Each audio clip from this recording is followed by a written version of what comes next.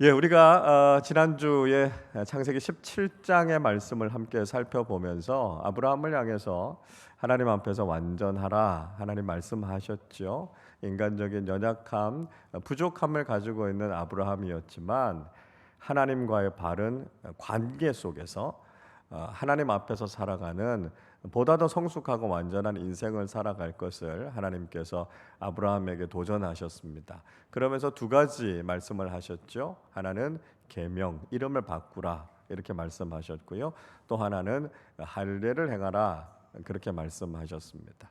그래서 자신의 정체성을 다시 한번 확인하고 그 이름에 걸맞는 삶을 살아가라 그렇게 말씀하셨고요. 언약의 징표가 자신의 몸에 있다, 자신의 살에 있다라고 하는 것을 알고 생명의 주관자가 바로 하나님이시다라고 하는 걸 믿음으로 고백하라 하는 것이죠. 여전히 인간인 우리는 믿음이 연약하지만 하나님은 다시 한번 우리에게 도전하시고 격려하셔서 믿음으로 행하고 믿음으로 나아갈 것을 말씀하시는 거죠. 아브라함도 역시 그 하나님의 말씀을 향해서 다시 한번 믿음으로 더 깊이 한 걸음을 내딛게 됐고요. 그러면서 할례를 행하고 하나님의 언약에 응답하는 모습을 우리가 함께 살펴봤습니다. 자, 그 하나님께서 보여주신 환상을 경험하고 얼마 지나지 않아서 아브라함이 마므레 상수리 나무 아래에 앉아 있었습니다. 자, 그런데 이 아브라함을 찾아온 사람들이 있었다. 그렇게 이야기하고 있죠. 2절 말씀을 보십시오. 눈을 들어 본즉 사람 셋이 맞은편에 서 있는지라 그가 그들을 보자 곧 장막문에서 달려나가 영접하며 몸을 땅에 굽혀 이렇게 이야기합니다. 아마도 그늘 아래에서 아브라함이 쉬고 있었던 것 같아요. 그러다가 잠이 깨어서 보니까 세 사람이 자기에게 가까이 오는 게 보입니다.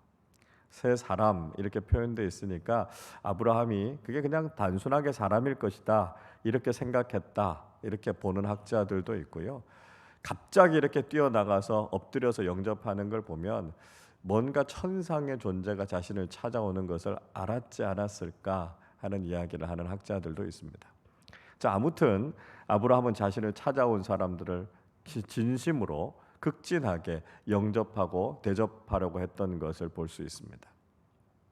나중에 본문 뒤에를 계속해서 읽어가다 보면 이야기하시는 분이 하나님이시다라고 하는 걸 알게 되죠. 그러니까 하나님과 천상의 존재들이 다시 아브라함을 찾아오셨다라고 하는 걸 알 수 있습니다. 자, 하나님께서 이렇게 아브라함을 다시 찾아오신 사건, 우리가 이걸 어떻게 이해할 수 있을까요? 자, 하나님께서 먼저 아브라함에게 언약을 주시지 않았습니까? 아브라함이 하나님의 언약이 인간적으로 잘 받아들여지지 않지만 그런 가운데서도 믿음으로 할례를 행하고 하나님의 언약에 응답을 했습니다. 그러니까 하나님께서 다시 그 아브라함의 믿음을 격려하시고 칭찬하시고 축복하시려고 하는 목적에서 아마 다시 찾아오신 것 같습니다. 자, 이런 것들은요, 나라와 나라들 사이에서 일반적인 외교 관례 속에서도 이런 모습들을 보게 되죠. 한 나라의 수장이 다른 나라를 방문해서 뭐 어떤 조약들을 맺고 또 공동 선언문 같은 걸 이렇게 발표하지 않습니까? 그리고 나면 그 나라의 대통령이나 또 지도자가 다른 나라를 다시 방문하는 답방의 형식으로 다시 방문하게 되죠. 그래서 두 나라 간의 친교, 교류를 더 활발하게 하게 되고요. 약속의 파트너로서 서로를 신뢰하고 인정하지 않습니까? 하나님께서 언약의 말씀을 주셨고 아브라함은 그 언약의 말씀에 충실하게 하나님의 말씀에 순종했습니다. 그래서 하나님께서 아브라함을 격려하시기 위해서 지금 다시 방문하셨다. 우리가 이렇게 볼 수 있는 거죠. 자, 그렇게 찾아온 그들을 아브라함은 아주 정성껏 대접하려고 했습니다. 당시에 사회 속에서 보면 나그네들, 손님들, 방문자들에 대해서 정말 정성껏 잘 대접하는 것이 그 당시에 마땅히 해야 할 도리이기도 했고요. 더 나아가서 하나님께서 자신을 찾아오셨다면 아브라함이 얼마나 정성껏 잘 대접을 하려고 했겠습니까? 그래서 아브라함이 그런 마음을 가지고 잘 대접을 하려고 한 것이죠. 3절과 4절을 보십시오. 이르되 내 주여 내가 주께 은혜를 입었사오면 원하건대 종을 떠나 지나가지 마시옵고 물을 조금 가져오게 하사 당신들의 발을 씻으시고 나무 아래에서 쉬소서 이렇게 이야기합니다. 아브라함은 만약에 자신이 은혜를 입었으면 그냥 지나가지 마시고 우리 집에 들어오셔서 발도 좀 씻으시고 편안하게 쉬십시오. 이렇게 초청하고 있는 것이죠. 아브라함이 당시에 살고 있었던 곳은 가나안의 남쪽 지역인 이 네게브 사막 지역이었습니다. 굉장히 뜨거운 곳이었고요. 건조하고 바람도 많이 부는 곳이었어요. 그런 곳을 샌들 같은 걸 신고 다녔으니까 뭐 발에 먼지가 얼마나 많이 묻었겠습니까? 그러니까 아브라함이 씻을 물을 잘 준비해 가지고 발도 깨끗하게 씻을 수 있게 했고요. 또 나무 그늘 아래에서 편안하게 쉴 수 있도록 그렇게 배려를 했던 것이죠. 주인으로서 자신의 집을 찾아온 방문객에게 편의, 만족 이런 것들을 자신이 할 수 있는 대로 그렇게 이제 제공하려고 했던 것이죠. 그것만이 아니라 음식도 아주 정성껏 잘 준비해서 드리려고 했던 것을 볼 수 있습니다. 6절의 말씀에 보면 아브라함이 사라에게 급히 가지요. 그리고 고운 가루 세 스아를 가지고 반죽해서 떡을 만들라. 그러니까 빵을 구우라. 이렇게 지금 이제 지시를 한 거죠. 세 스아라고 하는 양이 어느 정도 될까요? 한 스아는 3분의 1 에바라 그럽니다. 그러니까 세 스아라고 하면 한 에바, 성경에 나오는 단위로 한 에바를 이야기하는데요. 이 한 에바가 어느 정도 양이냐면 22리터 정도 됩니다. 그러니까 뭐 20kg 이상 되는 그 밀가루 한 포대 정도보다 더 많은 양이죠. 세 사람이 찾아왔는데 그 정도 가루 가지고 이렇게 반죽을 해서 빵을 만들면 뭐 굉장히 많이 만들지 않았겠습니까? 그러니까 재료를 아끼지 않고 풍성하게 손님을 대접하려고 하는 마음이 있었던 거죠. 그것만이 아니었습니다. 빨리 가서 좋은 살진 송아지 한 마리를 잡아서 하인에게 빨리 요리해서 가지고 와라. 그렇게 이야기하죠. 그리고 엉긴 젖. 요즘 우리말로 하면 요구르트 이야기합니다. 요구르트, 또 우유, 또 잘 구운 송아지 고기 이렇게 준비해 가지고 자신을 찾아온 분들에게 아주 극진하게 대접하는 거죠. 그래서 아브라함은 자신을 찾아온 손님, 특별히 하나님의 사자들이 자신을 찾아온 것에 대한 그 감사의 마음, 그 보다의 마음을 가지고 정말 정성껏 극진히 대접했던 걸 볼 수 있습니다. 그래서 히브리서 기자가요, 이 사건을 기억하면서 히브리서 13장 2절에서 이렇게 말씀하고 있습니다. 손님 대접하기를 잊지 말라. 이로써 부지 중에 천사들을 대접한 이들이 있었느니라. 그렇게 말씀합니다. 자, 그리스도인들에게 권면하면서요, 손님을 대접하는 거, 그 정성껏 잘 하라. 그렇게 이야기합니다.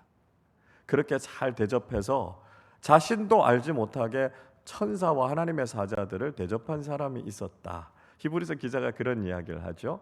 이게 다분히 아브라함을 염두에 두고 지금 쓰고 있는 이야기입니다.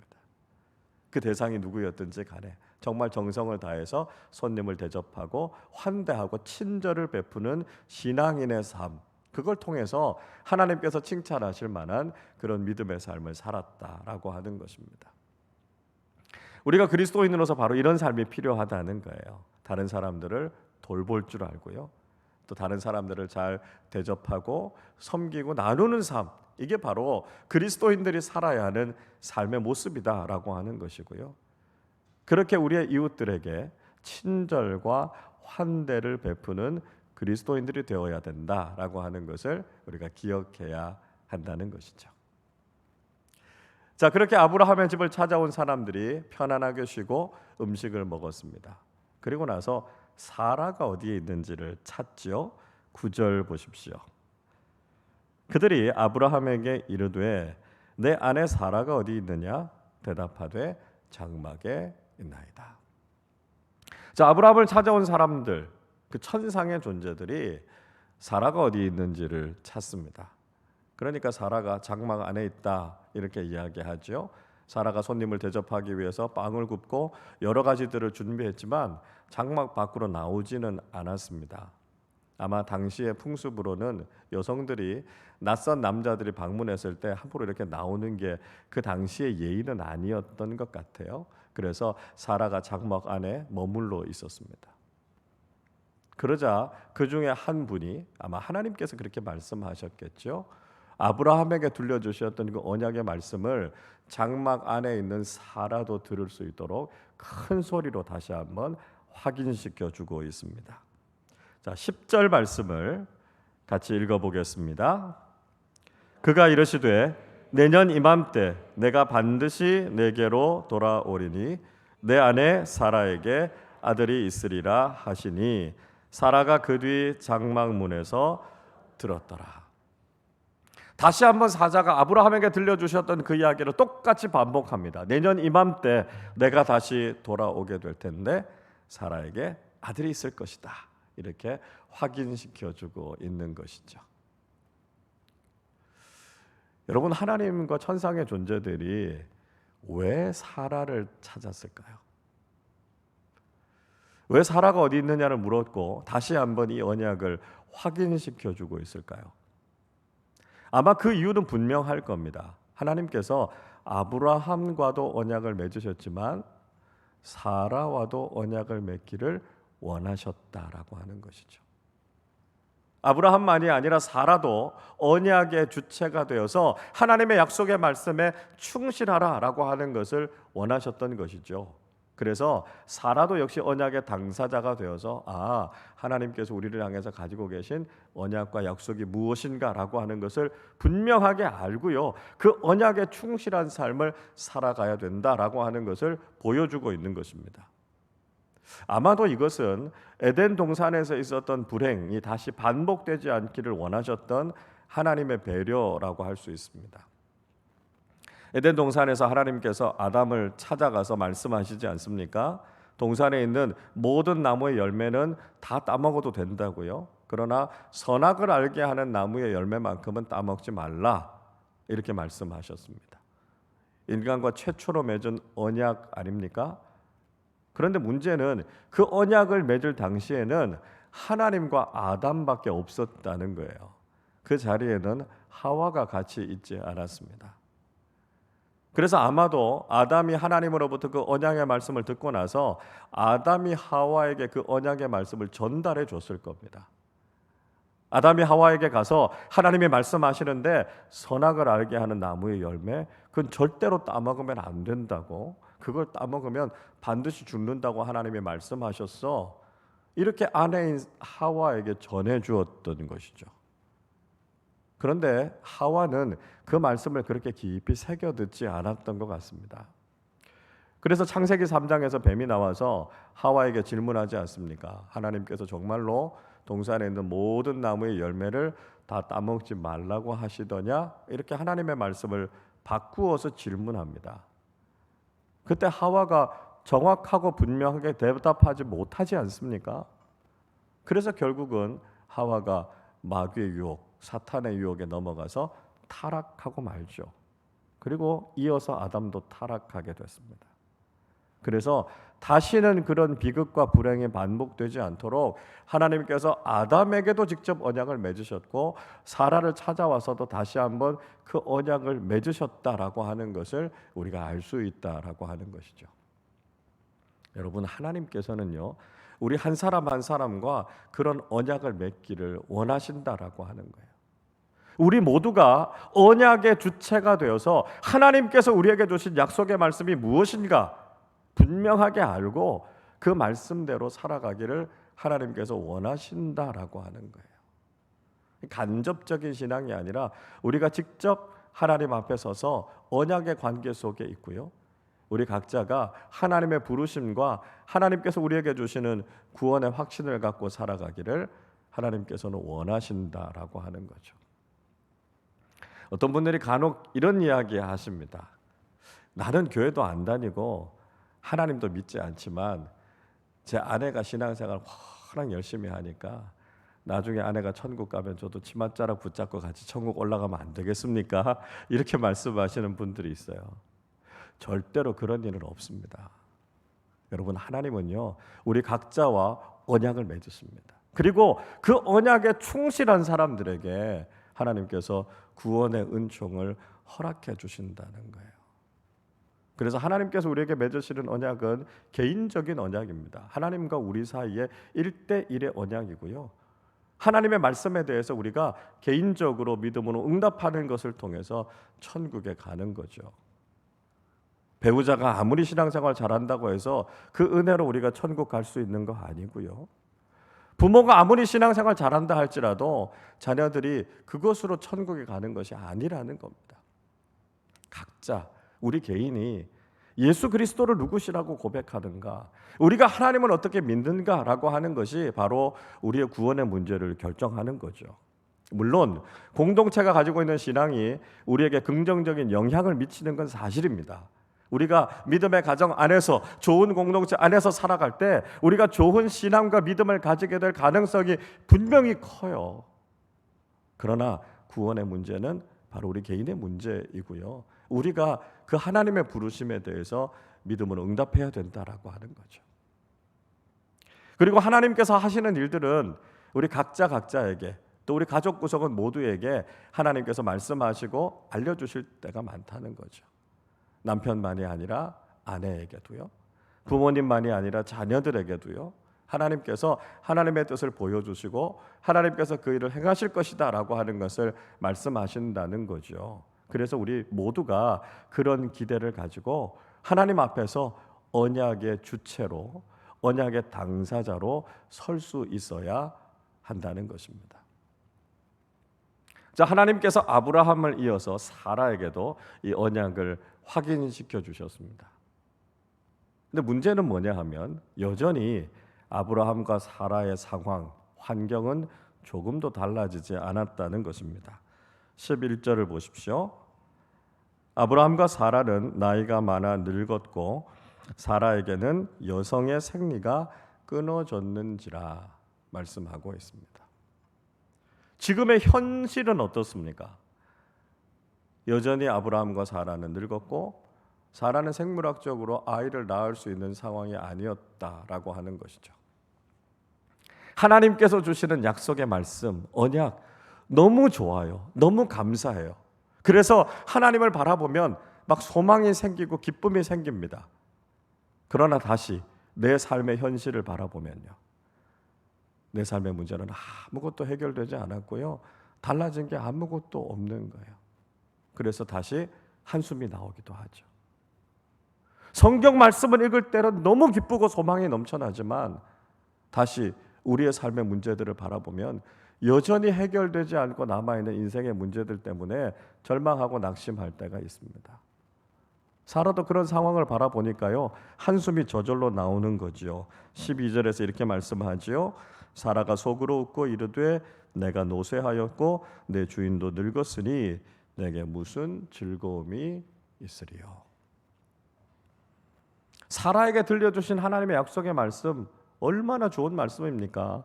내년 이맘때 사라가 아들을 낳게 될 것이다 라고 하는 약속의 말씀, 너무너무 부풀고 기대가 되는 말씀이죠.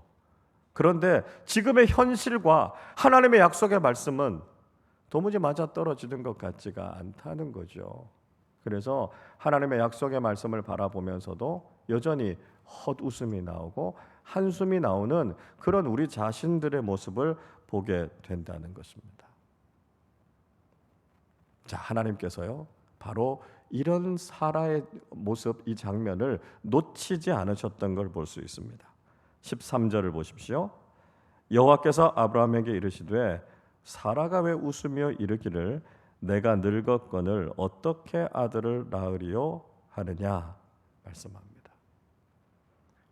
하나님께서는 사라가 왜 하나님의 약속의 말씀을 듣고 웃느냐고요? 왜 하나님의 언약의 말씀을 받아들이지 않느냐고요?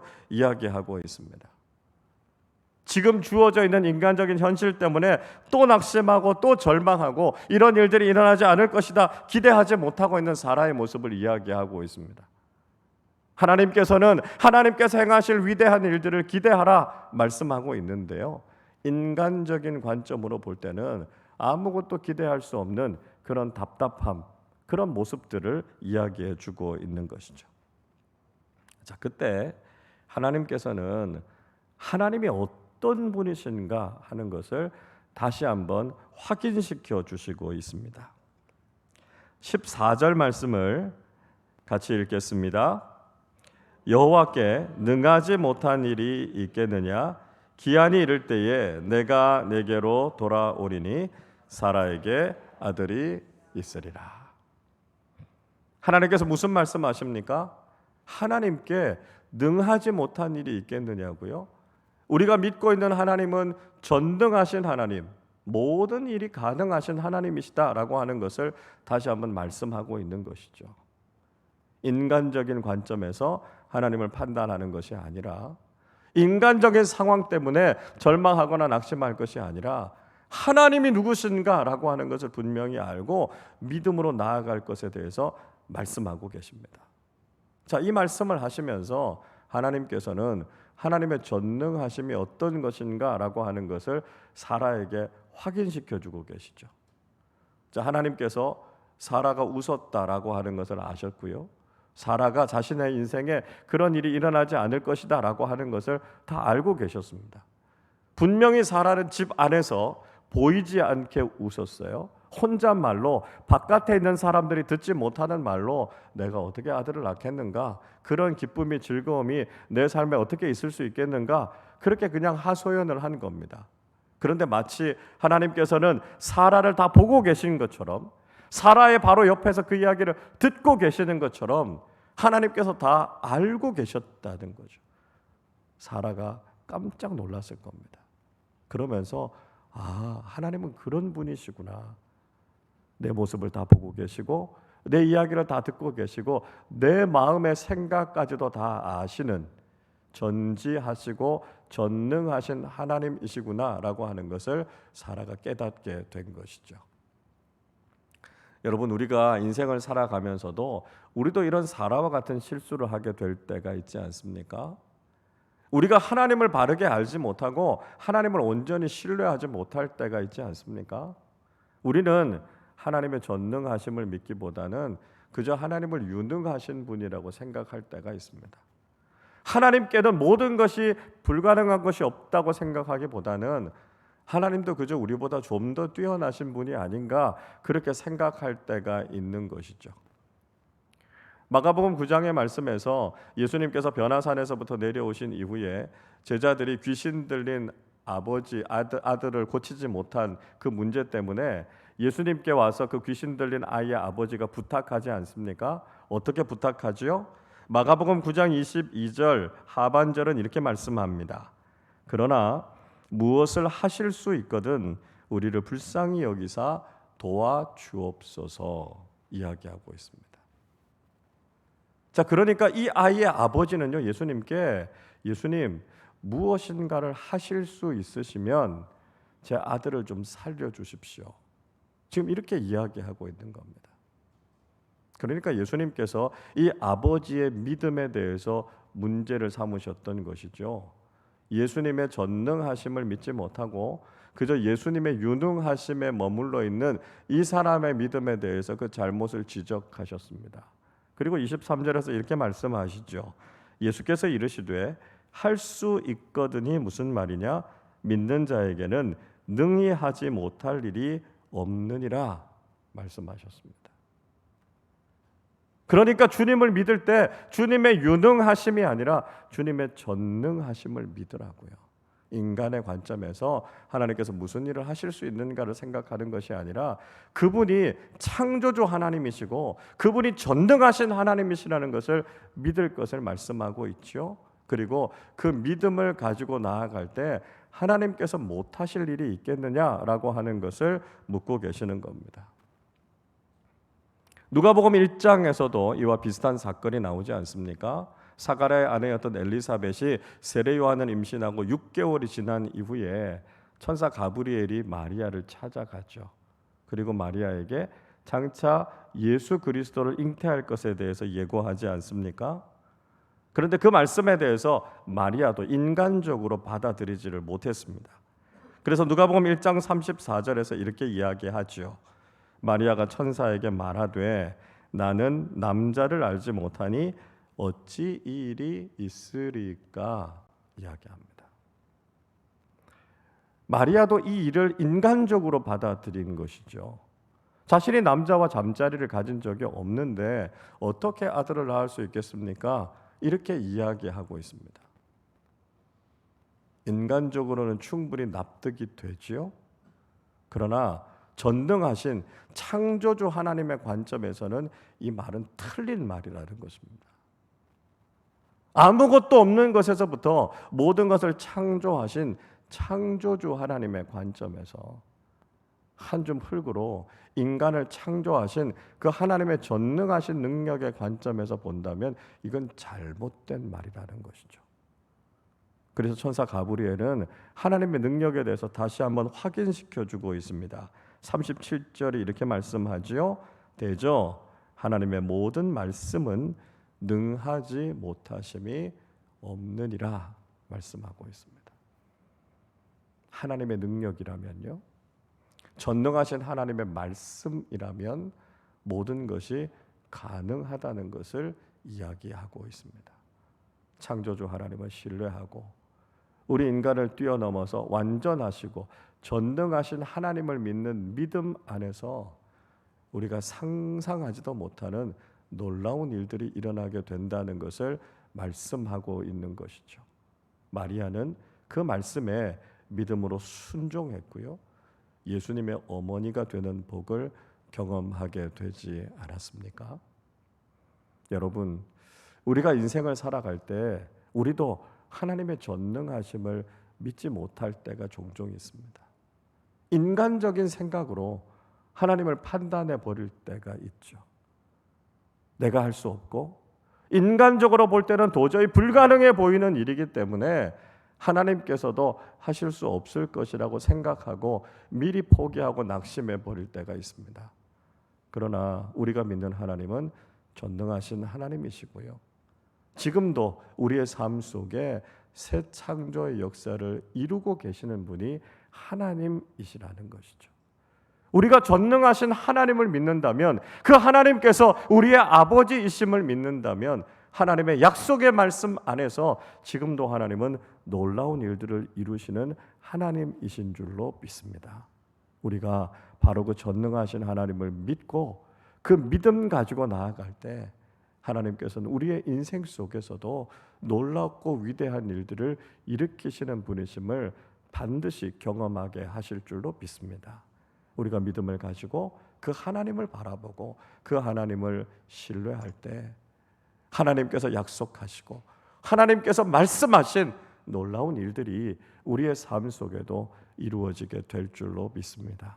다시 한번 그 하나님을 신뢰하고 그 하나님을 의지함으로 여호와 하나님께 능하지 못할 일이 있겠느냐 말씀하시는 주님의 말씀을 붙잡고 날마다 주님의 능력, 주님의 기적, 놀라운 하나님의 일들을 경험하며 살아가는 우리 모두가 되시기를 주님의 이름으로 축원합니다.